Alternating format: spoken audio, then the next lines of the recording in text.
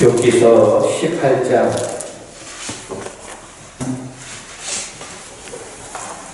1절부터 4절까지 한 목소리로 같이 읽겠습니다.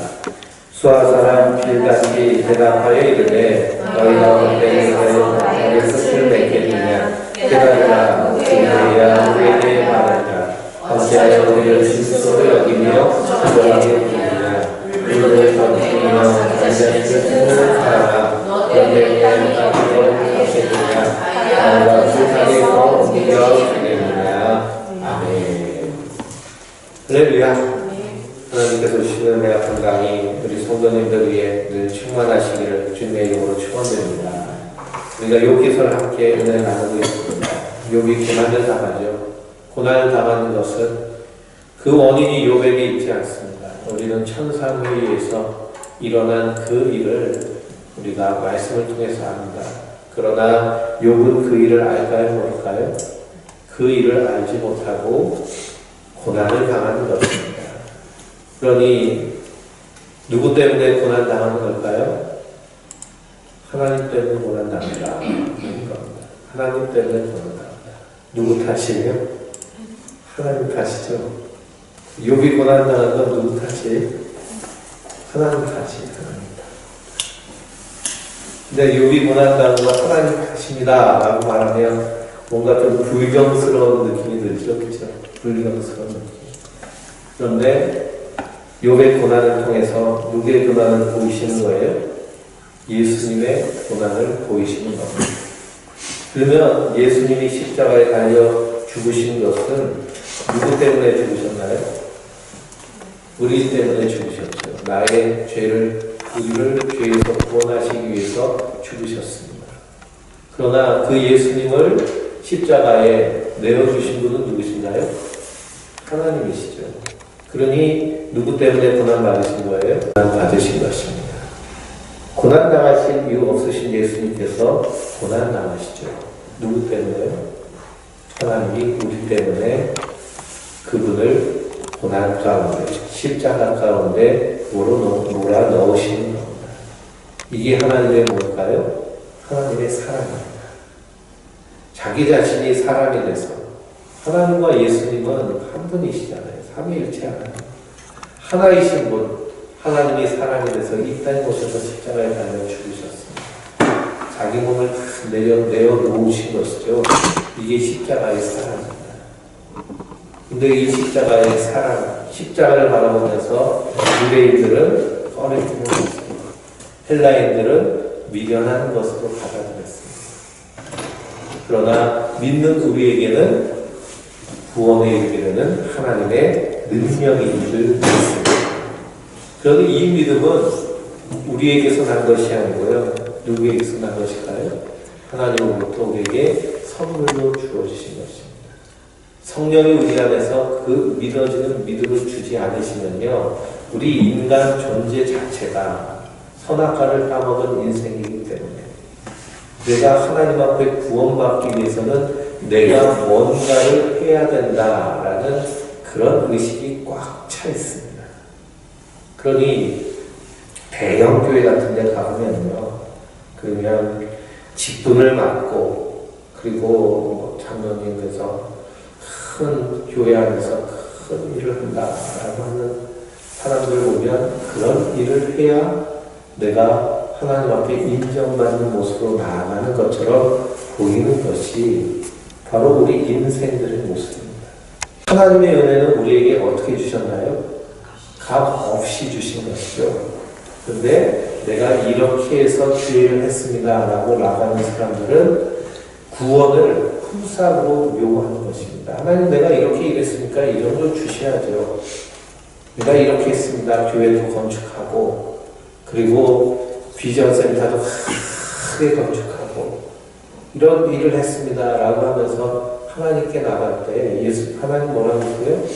내가 너희를 도무지 알지 못한다.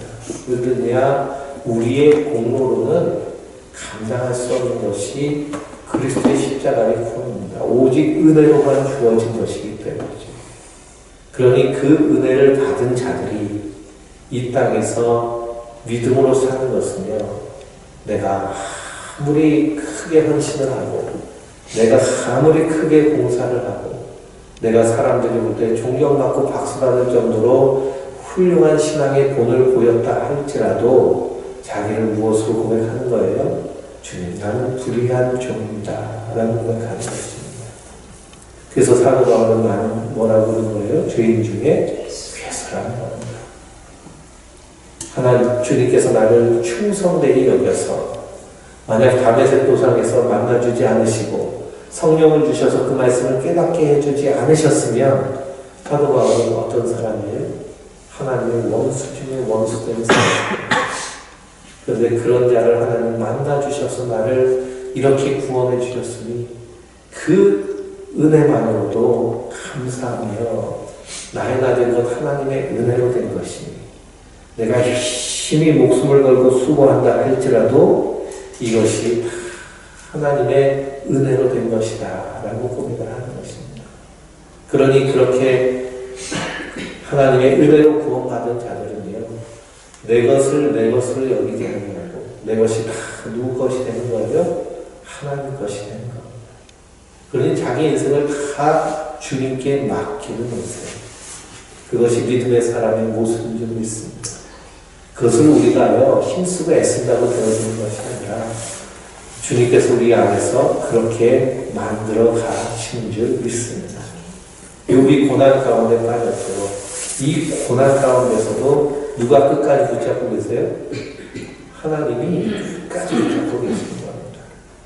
끝까지 붙잡고 그냥 고난의 깊고 깊은 곳까지 쑤셔 넣으시는 것이죠. 왜 그렇게 하시느냐? 베드로전서 1장 11절을 보면 자기 속에 계신 그리스도의 영이 그 받으실 고난과 후에 받으실 영광을 미리 증언하여 누구를 또는 어떤 때를 지시하는지를 상고하느니라. 이 구원에 대하여 10절 보면 이 구원에 대하여 너희에게 임할 은혜를 예언하던 선지자들이 연구하고 부지런히 살펴서 자기 속에 계신 그리스도의 영이 그 받으실 고난과 그리고 후에 나타날 받으실 영광을 미리 증언하여서 누구에게 깨닫게 하시는 거예요? 성도에게 깨닫게 하여 주시는 줄 믿습니다.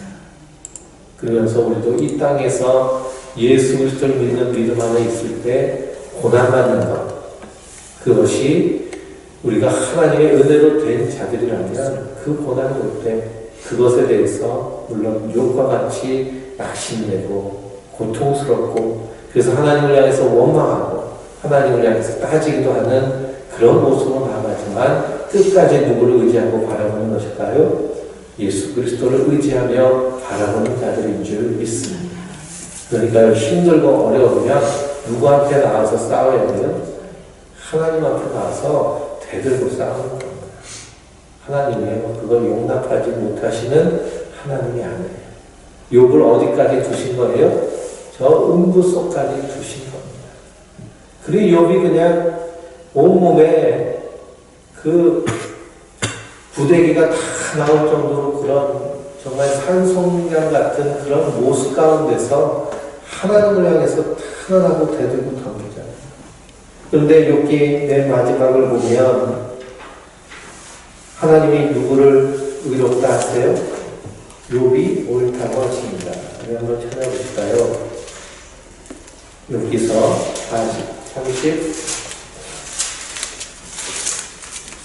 42장입니다. 42장 7절. 42장 7절에 여호와께서 욥에게 이 말씀을 하신 후에 여호와께서 대만 사람 엘리바스에게 이르시되 내가 너의 내 두 친구에게 노하나니 이는 너희가 나를 밝혀 말한 것이 내 종 욥의 말같이 옳지 아니함이니라. 왜 누가 옳다는 거예요? 욥이 옳다는 겁니다. 그 세 친구들은 옳지 아니하다라는 것이죠. 그래서 욥을 향해서 그 친구들을 위해서 어떻게 하라는 거예요? 욥에게 번제를 드리고 순양 숫소 7과 순양 7을 가지고 내 종 욥에게 가서 너희를 위하여 번제를 드리라. 너희 종 욥이 너희를 위해 기도할 때 그때 그 기도를 받으시고 너희를 하나님이 용서하시겠다 하는 겁니다. 그러니까 욥은 누구예요? 욥이 제사장의 역할을 하는 것입니다. 그리스도의 영이 욥에게 임하였어요. 그리스도의 고난을 미리 맛보는 것이 욥의 모습인 줄 믿습니다. 그래서 욥이 이렇게 까닭없이 고난당하신 겁니다. 그 까닭없는 고난 가운데서 예수 그리스도의 십자가의 고난을 알게 하시고 그리고 그 고난 가운데서 이 땅을 소망하는 것이 아니라 어디를 소망하게? 하늘을 소망하게 하시는 것이 하나님의 은혜인 줄 믿습니다. 그래서 지난주에 욥이 그 고난을 당하면서 뭐라고 얘기하나요? 뭐라고 얘기하냐? 나의 증인이 하늘에 계시고 16장 19절이죠. 지금 나의 증인이 하늘에 계시고 나의 중보자가 높은 데 계십니다. 내 친구는 나의 중보자다. 그분이 바로 예수 그리스도신 것을 우리가 신약 성경을 통해서 발견할 수 있습니다. 친구를 위하여 자기 목숨을 버리는 것처럼 더 큰 사랑은 없나요? 우리의 친구 되신 예수님께서 누구를 위해서요? 나를 위해서 자기 목숨을 십자가에 버리심으로 우리를 깊게 씻어주신 그것이 하나님의 은혜인 줄 믿습니다. 그러니 욥이 이 고난 가운데서 이렇게 부지부식 가운데 이런 고백을 하는 것은 어떤 영이 그에게 임하였어요? 그리스도의 영이 그에게 임하였어요. 성령님이 그 안에 임하여서 예수님의 십자가의 고난을 미리 맛보게 하시는 것입니다. 그러니 욥이 고난 당한 것을 우리가 욥이 당한 것을 보며 십자가를 깨달으면 그것이 우리에게 은혜인 줄 믿습니다. 우리가 이런 고난을 당하면 욥과 같이 끝까지 버틸 수 있을까요? 예? 끝까지 이렇게 버틸 수 있을까요? 이건 버티기가 힘든 고난입니다. 그래서 하나님은 감당할 만한 시험 밖에는 허락하신 것이 없습니다. 내 인생 가운데 고난이 크면가 하나님 나를 크게 보시고 그리고 감사하시기 바랍니다. 고난이 좀 없는 것 같다 그렇게 생각하면 아직 믿음이 연약해서 그래서 하나님 은혜 주시나 보다 이렇게 또 감사하면 돼요. 그래서 고난이 오는 것을 두려워할 것이 없는 것이 이 고난에 그런 눈물 골짜기를 걷는 때 우리가 시편을 읽으면서 눈물 골짜기를 걷는데 뭐가 있어요? 눈물 골짜기 걸렸는데 샘이 있어요. 샘. 그리고 이른비와 늦은비의 축복이 있습니다. 그래서 그것을 통해서 정말 하나님의 사랑이시긴 하는구나. 그렇죠? 우리 신앙이 없는 사람들은요 예배당 나와서 예배드려도 하나님 있기는 있어 그럽니다. 있기는 있어. 그러는데 눈물 골짜기 지날 때 샘물처럼 적셔주시는 하나님의 은혜를 경험하면 그 안에서 위로를 받고 하나님을 만나는 것이죠. 그것이 하나님의 은혜인 줄 믿습니다. 그런데 이 눈물 골짜기를 욥이 지나고 있는데 욥의 친구들은 어떤 자들이냐? 재난을 주는 위로자들입니다. 그러니 그 친구들의 말에 귀를 닫고 하늘을 바라보니 나에게 중보자, 내 친구 대신 중보자가 계시다. 그러면서 하늘을 향해서 뭐라고 하나요? 17절 3절에 청하건대 나에게 담보물을 주소서. 나의 손을 잡아줄 자가 누구입니까? 나에게 담보물을 주소서. 고린도후서 5장을 읽어보니 그 담보물이 바로 성령님이신 줄 믿습니다. 성령이 우리의 담보가 되셨어요. 지금도 말할 수 없는 탄식으로 우리를 위해 친히 간구하여 주시고 우리가 이 세상을 사모하고 세상을 바라보며 세상을 향하여 나갈 때 할 수 없는 탄식으로 우리를 위해 간구하심으로 우리의 눈을 들어 하늘을 보게 하시는 줄 믿습니다. 그래서 욥의 친구들이 하는 말, 인과율에 의한 말이죠. 한마디로 너 죄졌으니 벌받는 거야. 넌 죄졌으니 벌받는 거야. 네가 이렇게 망하고 자식들이 다 죽고 병든 것은 네가 분명히 하나님 앞에 죄졌기 때문이야 라는 것이죠. 근데 욥은 끝까지 수긍하지 않습니다. 이것이 욥의 인내입니다. 욥의. 우리 성도들도요, 어떻게 해야 될까요? 우리도 끝까지 이걸 수긍하면 돼요, 안 돼요? 끝까지 우기고 버티는 것이 성도의 인내인 줄 믿습니다. 그래서 로마서 8장을 볼까요? 로마서 8장.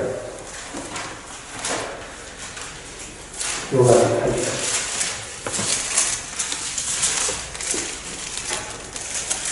1절, 2절입니다. 1절, 2절.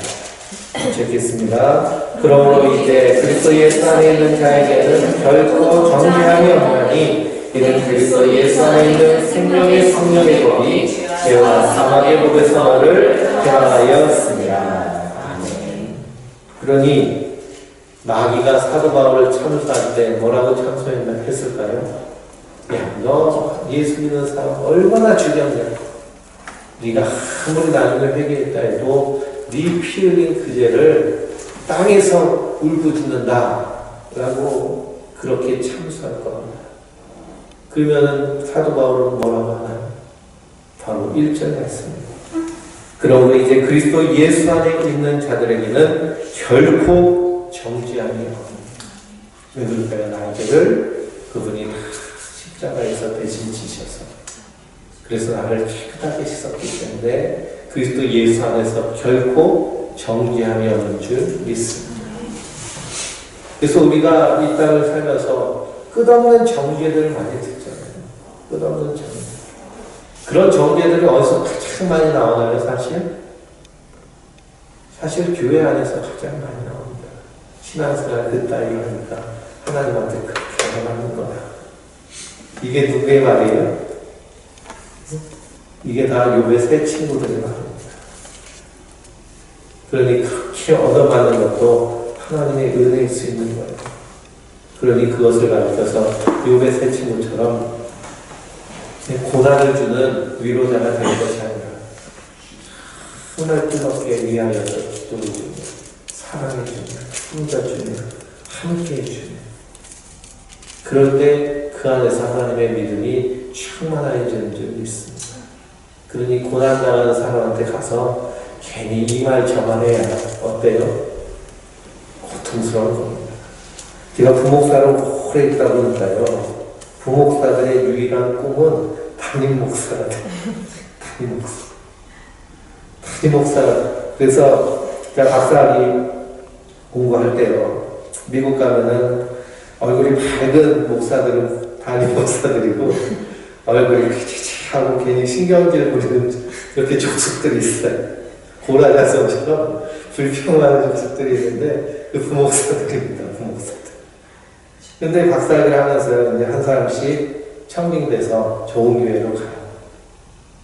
그러면은 표정이 바뀌고요. 언어가 바뀌고 행동이 바뀌고. 근데 여전히 그냥 계속 부목으로 사역하는 분들이 있습니다. 그러면 이제 1년에 한 번, 두 번 이렇게 모여서 식사하고 교제하고 동문회 하는데 그 옆에서 이제 그 청빙대선 한 목사가 이렇게 내가 이렇게 해서 갔다 그러면은 내가 옆에서 얼굴이요 티를 안 내도 얼굴이 시뻘건 게 확 올라가면서 그러면서 그 모습이 보여요. 그러면 참 저 목사 눈치도 없다 그래서 그런 자라는 하냐 그런 마음이 듭니다. 우리 항상 우리 마음은요 누구를 향해야 될까요? 고통받는 사람들, 낮아지는 자들 그들을 향해야 할 줄 믿습니다. 예수님의 시선이 항상 누구를 향해 있었어요? 항상 죄인들이라고 불려지는 사람들. 율법을 지키는 유대인들에 의해서 정죄받는 사람들. 그러니 유대인들 가운데 죄인은 어떤 사람이냐? 남자들은 목동들은 다 죄인이에요. 왜 그러냐? 주일날, 안식일날 양을 어떻게 해야 될 거 아니에요? 그렇죠? 들에 버려놓고 안식일 지킨다고 가만히 있으면 늑대가 와서 다 잡아먹고 하니 그 들에서 거기 지킬 수밖에 없는 겁니다. 그건 뭐라 그래요? 유대인들이? 기도 없는 죄인들 안식이라고 하는 저는 인간도 아니야. 길을 먹는 겁니다. 근데 이런 모습이 사실 어디에 있어요? 교회 안에도 있죠. 교회 안에도. 주의 성수 11조. 그것도 우리가 하나님의 은혜에 감사하여서 정말 그 은혜에 감사하여서 내 삶을 전부 드리고자 하는 그 신앙의 모습 가운데 그것은 당연히 마땅히 해도 기쁨과 감사가 넘치는 것입니다. 근데 그 은혜를 아직 맛보지 못한 사람들은 그 은혜가 뭔지를 모르잖아요. 근데 그런 모습을 향해서 비난하고 정죄하는 모습, 그것이 오히려 교회로부터 떨어져 나가게 하는, 그리스도로부터 떨어져 나가게 하는 유대인들의 모습과 다를 것이 하나도 없다는 것입니다. 그래서 노아가 포도주 먹고 뻘거벗어 가지고 취해 있을 때 그때 함은요 손가락질 했잖아요. 그랬더니 그 아버지가 그 함과 그 아들 가나안까지 저주합니다. 근데 하나님이 그것을 그대로 받으시는 거예요. 왜 그러냐? 아버지의 부끄러움, 아버지의 수치를 덮어줘야 되는데 덮어주지는 못합니다. 항상 그리스도인은요 덮어줄 수 있는 은혜가 있어야 될 줄 믿습니다. 그래서 예수님이 베드로가 예수님께 와서 예수님이 하도 용서하고 사랑하라고 하시니까 베드로가 예수님 7번 용서하면 됩니까? 7번. 그러니까 베드로같이 성격이 막 이렇게 우락부락한 다혈질인 사람은 3번 참기가 힘들잖아요. 그렇죠? 3번 지나면 폭발하는 성격인데 그런데 7번 용서하면 됩니까? 되게 많이 용서한 거예요. 근데 예수님 뭐라고 했어요? 7번씩 70번 용서하라. 그러니 그것은 우리에게서 가능한 것이 아니죠. 그러니 내가 어떻게 돼야 돼요? 죽어야 되는 겁니다. 나는 죽고 내 안에서 예수님이 사셔야 될 줄 믿습니다. 그러므로 그리스도 예수 안에 있는 자에게는 결코 정죄함이 없는 줄 믿습니다. 그러면서 그 8장 맨 뒤에 33절, 36절, 8절 말씀에 뭐라고 하나요? 내가 확신하노니 사망이나 생명이나 천사들이나 권세자들이나 산지일이나 장대일이나 능력이나 높음이나 깊음이나 다른 어떤 피조물이라도 우리를 우리 주 그리스도 예수 안에 있는 하나님의 사랑에서 끊을 수 없으리라. 할렐루야. 이것이 성도의 복음인 줄 믿습니다. 주님이여 나를 붙잡고 끌고 가시는 거예요. 욥이 지금 어디까지 내려갔어요? 저 고난, 그래서 음부 끝까지 내려갔습니다. 그래도 붙잡고 계시잖아요. 붙잡고. 그 모습이 누구의 모습이라는 거예요? 예수님의 모습이라는 거예요. 예수님의 모습. 근데 예수님은요 거기서 단절되신 분이죠. 단절되기까지. 그러나 성도도 그렇게 붙잡고 결국에는 저 하늘로 올려주시는 줄 믿습니다. 그것이 성도의 소망입니다. 은혜로 되어집니다. 근데 이 친구들은요 끝없이 사단이 욥이 까닭없이 하나님을 경외하겠습니까? 라는 그 인과의 논리를 가지고 끝없이 욥을 공격합니다. 그래서 2절 말씀해 보니 수아 사람 빌닷이죠. 빌닷이 뭐라고 했나요? 내 시작은 미약하였으나 내 나중은 창대하리라. 명언을 남긴 빌닷. 근데 이 빌닷을 하나님 어떻게 하셨어요? 노하셨습니다. 그건 아니에요. 근데 식당에도 내 시작은 미약하였으나 내 나중은 창대하리라. 이 욥기를 제대로 읽은 사람은요, 그런 액자를 선물 받으면 어떨까요? 찜찜하죠. 이게 축복이 아니라 조롱이기 때문에. 그래서 이건 바꿔와야 됩니다. 그래서 왜 이렇게 말이 많냐라는 것이요. 왜 이렇게 말이 많냐. 그러면서 어찌하여 우리를 짐승으로 여기며 부정하게 했느냐. 욥이 12장 7절에 이 빌닷을 향하여서 짐승이라고 말하는 거거든요. 짐승. 그러니까 그거 기억해놨다고요. 너 나 짐승이라고 했어? 그러면서 지금 욥한테 퍼붓는 겁니다.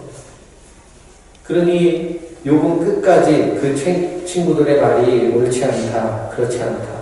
의인도 고난받는다. 악인도 형통하고 의인도 고난받는다라는 그 얘기를 할 때 그 세 친구들은요, 율법주의자이기 때문에 그런 하나님은 없다는 것이죠. 그런 하나님은 없다. 왜 그런 하나님이 없어야 됩니까? 자기들이. 왜 그럴까요? 자기들도 율법을 열심히 지켰는데 욕처럼 고난받을까봐 무서워서 그런 거죠. 그러니 스스로 하나님이 돼서, 그래서 자기가 하나님이 돼서 분노하면서 그를 저주합니다. 그래서 울분을 터뜨리며 자기 자신을 찢는 사람아, 자기 자신을 찢는 사람. 그러니 지금 막 몸에서 부더기가 나는데도 분율이 여기지 않고요. 이렇게 고생합니다. 이게 어떤 사람의 모습이냐? 사실 율법주의자의 모습입니다. 율법주의자. 그래서 예수님이 38년 된 병자를 안식일날 고쳐줬습니다. 그랬더니 유대인들이 그 사람 붙잡고 뭐라고 해요?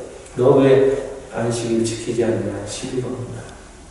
태어날 때부터 맹인된 소경을 주님이 고쳐주셨습니다. 안식일날 고쳐주셨죠. 그랬더니 그 부모까지 불러와가지고 어떻게 해요? 시비를 하잖아요. 왜 안식일날 구분하던 자리를 들고 그리고 가냐? 너 정말 태어날 때부터 맹인된 자냐? 그러면서 하나님께 영광 돌리지만 너 고쳐준 예수는 불의한 사람이다. 이렇게 말하죠.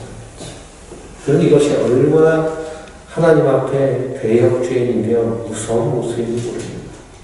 우리가 그런 율법주의에 빠지면 순식간에 이 세 친구의 모습으로 될 가능성이 크다는 것이죠. 12절 13절을 읽어볼까요? 12절 13절 18장 12절 13절입니다. 그의 힘은 기근으로 말미암아 쇠하고 그 옆에는 지령이 기다릴 것이며 진정이 그의 꿀을 삼키리니 곧 사람의 전자가 그의 지체를 먹을 것이며. 네. 이게 무슨 말이에요?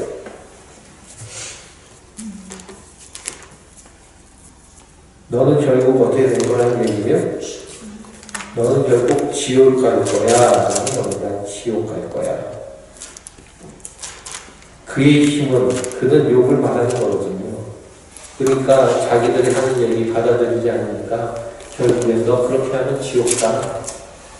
그렇게까지 욕을 몰아붙이는 것이죠. 몰아붙이는. 너 그렇게 하면 지옥 가. 라는 말을 누가 사실 많이 할까요? 너 그렇게 하면 지옥 가. 그러니 이런 말들이 상당히 불신앙적인 말이라는 것입니다. 거기에 대해서 욥이 대답을 합니다. 19장 1절에서 3절 읽어볼까요? 욥이 대답하여 이르되 너희가 내 마음을 괴롭히며 말로 나를 기쁘시기를 어느 때까지 하겠느냐? 너희가 나를 학대하고도 부끄러워하지 아니하는도다. 너희가 나를 그렇게 학대하면서 나를 그렇게 부끄러워하지 않는구나. 그러면서 21절에 뭐라고 그래요? 나의 친구야, 너희는 나를 불쌍히 여겨다오. 나를 불쌍히 여겨다오. 하나님의 손이 나를 치셨구나. 나를 불쌍히 여겨다오. 나를 불쌍히 여겨다오. 만약 세월호가 정말 하나님이 치셔서 가라앉은 거라면, 그러면 그것으로 인해서 그런 엄청난 고통을 당한 그 가족들을 어떻게 여겨야 되는 사실은 불쌍히 여겨야죠. 불쌍히. 자식 잃은 부모의 마음을 불쌍히 여겨야 됩니다. 근데 우리가 이 세상을 바라보면 어떻게 여겨요? 야, 돈 많이 벌었겠네. 그러면 돈 많이 벌었겠네. 보상을 몇 10억을 받았대네. 뭐 그런 얘기. 이제는 지겹다. 듣기 싫다. 이것들이 다 재앙을 주는 그러한 위로자들의 말입니다. 그 세상이 얼마나 악하며 이 말을 결국 어디서 한 말과 똑같은 동일한 말이냐? 예수님이 십자가에 달려 계셨을 때 제사장들과 서기관들과 바리새인들이 와서 뭐라고 하나요? 아, 저 성전을 헐고 3일 만에 짓는다. 내가 거기서 내려오면 내가 너를 믿겠노라. 이렇게 말합니다. 고개를 들면서 남을 구원하였어도 자기는 구원하지 못한다. 내가 하나님의 아들이거든 거기서 내려와라. 그러니 이런 말들이요 다 십자가 밑에서 마귀의 말들, 사단의 말들, 하나님의 분노하게 하시는 그 하나님의 사랑을 만약 우리가 충만하게 깨닫는다면 이런 말하는 것이 얼마나 두려운 일인가를 우리는 깨달을 수 있습니다. 그러므로 그 십자가의 충만한 사랑. 그러니 하나님이 세상을 향하여서 지금 어떻게 하고 계시는 거예요? 시편을 읽어보니까요. 하나님은 진노하시는 하나님, 분노하시는 하나님. 그래서 이 땅을 심판하기로 예정하시고 작정하시는 하나님. 왜 그럴까요? 하나님의 이 사랑을 무시하는 것입니다. 그래서 예수님께서 잔치의 비유를 하시잖아요. 한 임금이 잔치자리를 열고 그리고 유력자들을 초대합니다. 사환을 보내서 사람들을 초대했더니 어떤 사람은 뭐라고 그래요? 나는 땅을 샀는데 그 땅을 보러 가야 됩니다. 나는 결혼하니 거기 갈 수 없다. 핑계들이 많습니다. 핑계들이. 십자가 앞에서 지금도 주님께서 어떻게 하고 계세요? 우리를 초대하고 계십니다. 복음으로 초대하는 거예요. 저 하늘로 초대합니다. 그런데 사람들은 다 어느 일에 바빠요? 이 땅의 일에 바쁜 것입니다. 노아의 홍수 때에도 그 방주가 지어졌을 때 사람들이 비웃으면서 뭐 하기 바빠요? 땅의 일에 바쁜 겁니다. 그러니 하늘의 주인 되신 세상의 주인 되신 하나님이 분노하시는 것은 당연한 것이죠. 이런 충만한 사랑으로 우리를 구원하시려고 작정하셨는데 그렇기 때문에 그렇습니다. 그래서 욥이 나를 불쌍히 여겨다오 라고 하면서 23절에서 24절, 25절, 26절까지 읽어보겠습니다. 23절부터 26절.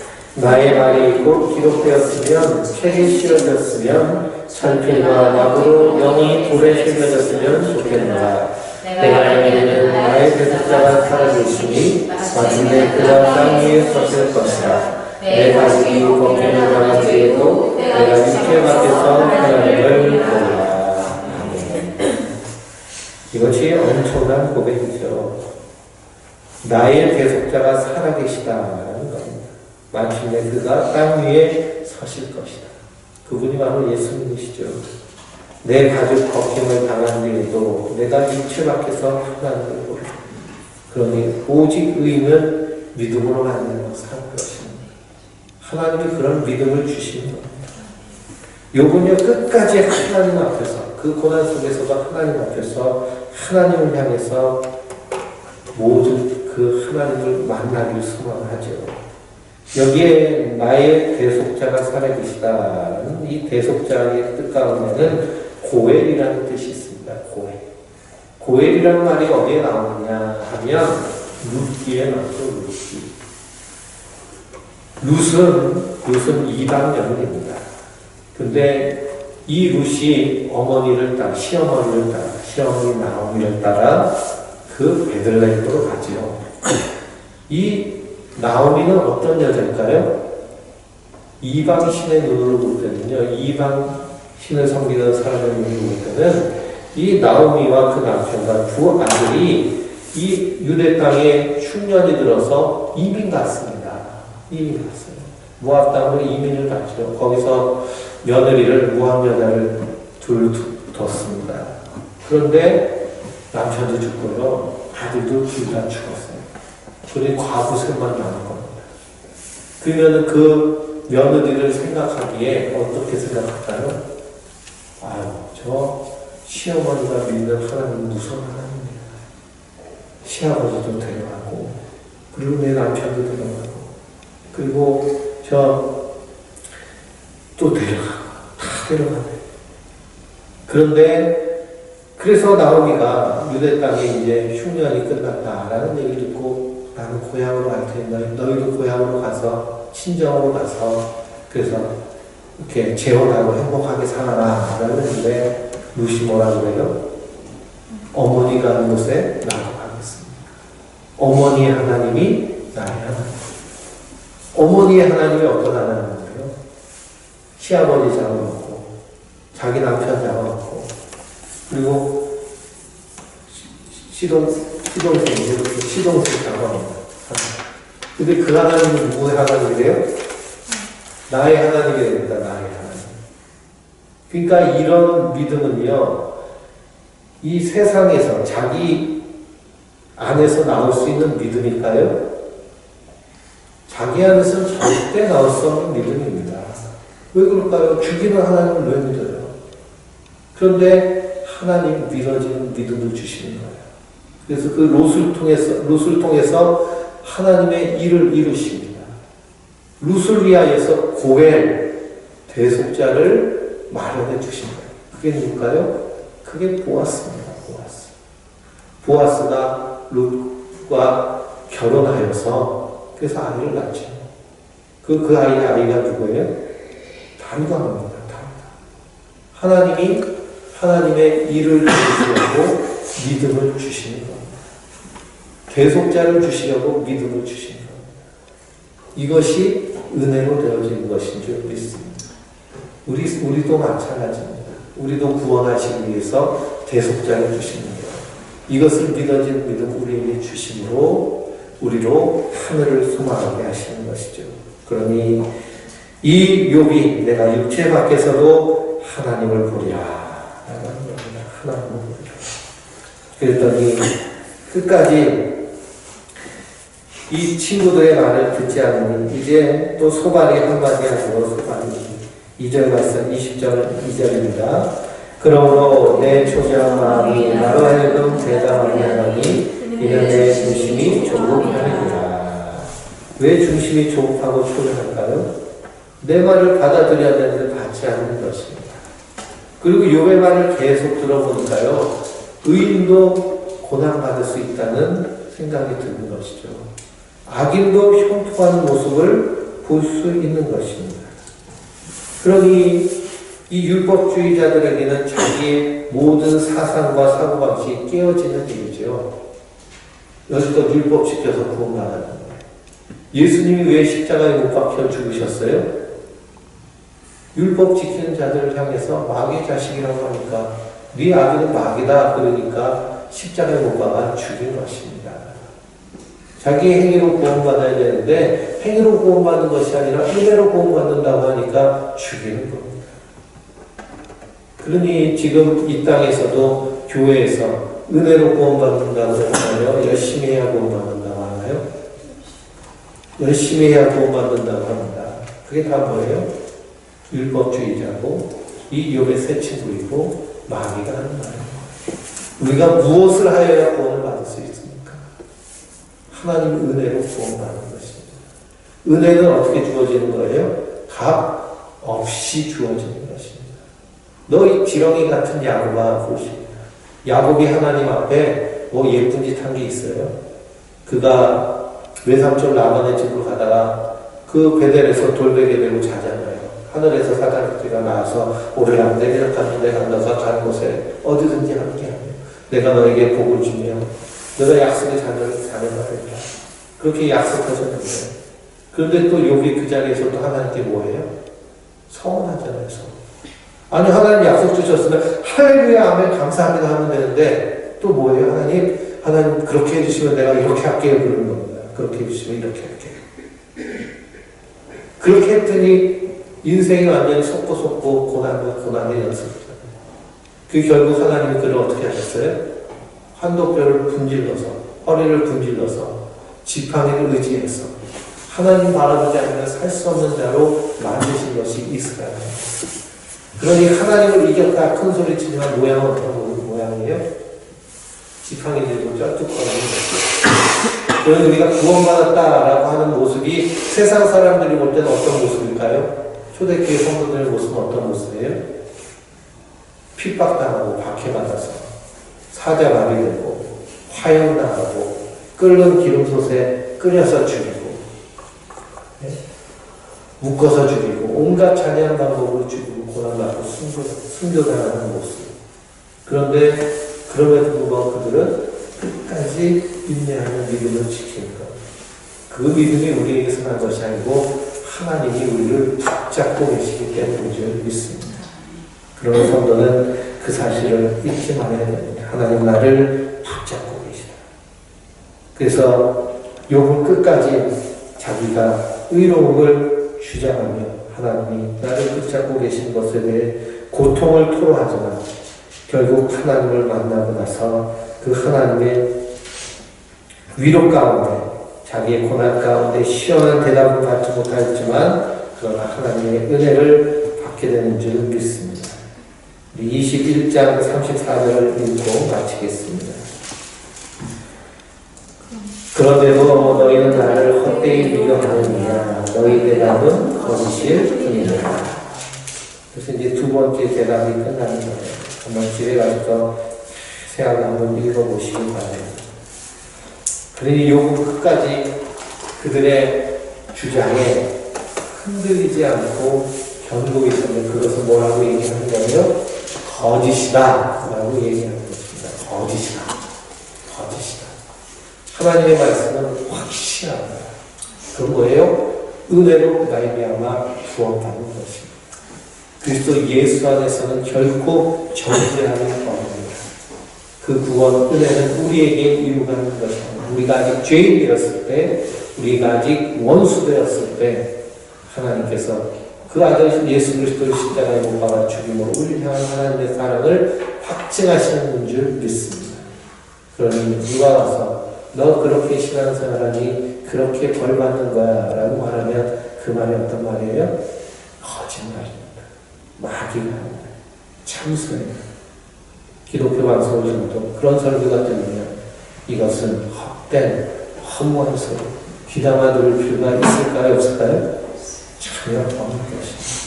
왜? 그리스도 예수 안에서 결코 정죄함이 없기 때문에. 그러므로 우리가 이 큰 은혜와 사랑을 받았으니 오직 예수님만 의지하고 그 사랑에 감사하며 이 땅에서 예수 그리스도로 사는, 내 안에서 하나님의 충만한 사랑으로 사는, 그리고 이 땅에서 예수님 닮은 위로자로 사는 하나님의 사랑을 되시길 주님의 이름으로 축원드립니다.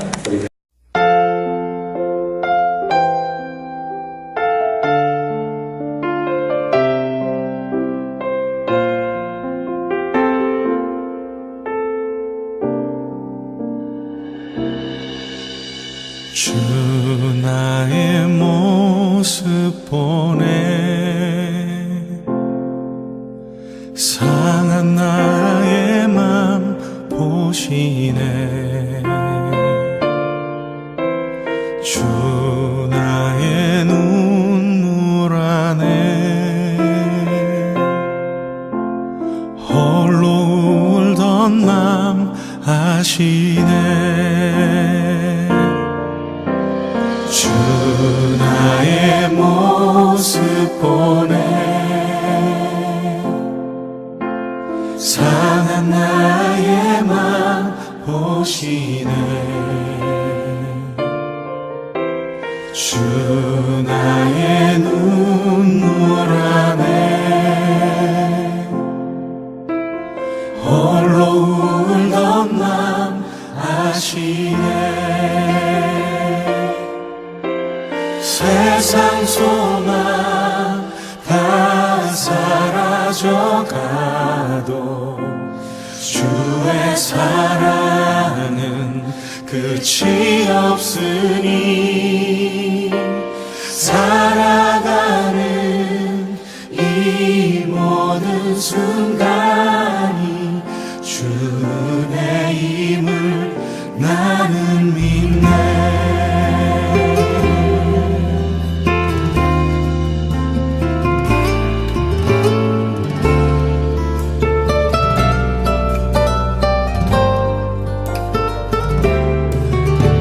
주 사랑 내게